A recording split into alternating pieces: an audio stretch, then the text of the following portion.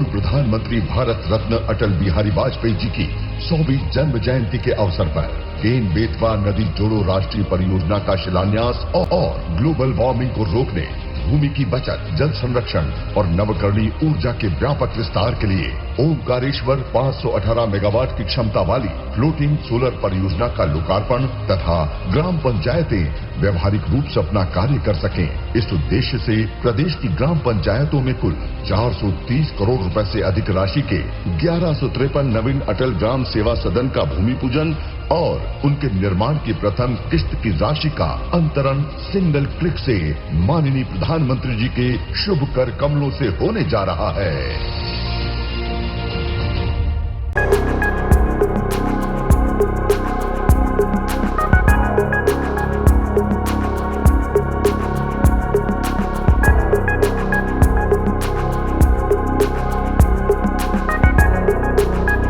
आज भारत रत्न अटल जी के जन्म के 100 साल हो रहे हैं। अटल जी की जयंती का ये पर्व सुशासन की,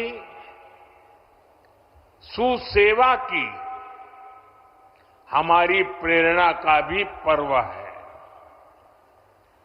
थोड़ी देर पहले जब मैं अटल जी की स्मृति में डाक टिकट और स्मारक सिक्का जारी कर रहा था तो अनेक पुरानी बातें मन में चल रही थी। बरसों बरसों तक उन्होंने मुझ जैसे अनेक कार्यकर्ताओं को सिखाया है, संस्कारित किया है। देश के विकास में अटल जी का योगदान हमेशा हमारे स्मृति पटल पर अमिट रहेगा। कांग्रेस ने कभी जल संकट के स्थायी समाधान के बारे में सोचा ही नहीं। साथियों, भारत के लिए नदी जल का महत्व क्या है, इसको समझने वाले पहले लोगों में, और आपको भी जब बताऊं तो आश्चर्य होगा, यहां किसी को भी पूछ लीजिए, हिंदुस्तान में किसी को पूछ लीजिए कि देश आजाद होने के बाद सबसे पहले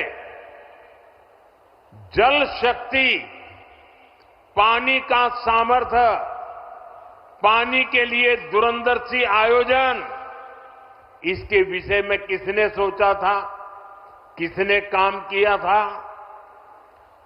यहां मेरे पत्रकार बंधु भी जवाब नहीं दे पाएंगे। क्यों? जो सच्चाई है उसको दबा के रखा गया, उसे छिपा करके रखा गया और एक ही व्यक्ति को क्रेडिट देने के नशे में सच्चे सेवक को भुला दिया गया। और आज मैं बताता हूं, देश आजाद होने के बाद भारत की जल शक्ति, भारत के जल संसाधन, भारत में पानी के लिए बांधों की रचना, इन सब की दूरदृष्टि किसी एक महापुरुष को क्रेडिट जाती है तो उस महापुरुष का नाम है बाबा साहब आंबेडकर। साथियों, बीता दशक भारत के इतिहास में जल सुरक्षा और जल संरक्षण के अभूतपूर्व दशक के रूप में याद किया जाएगा।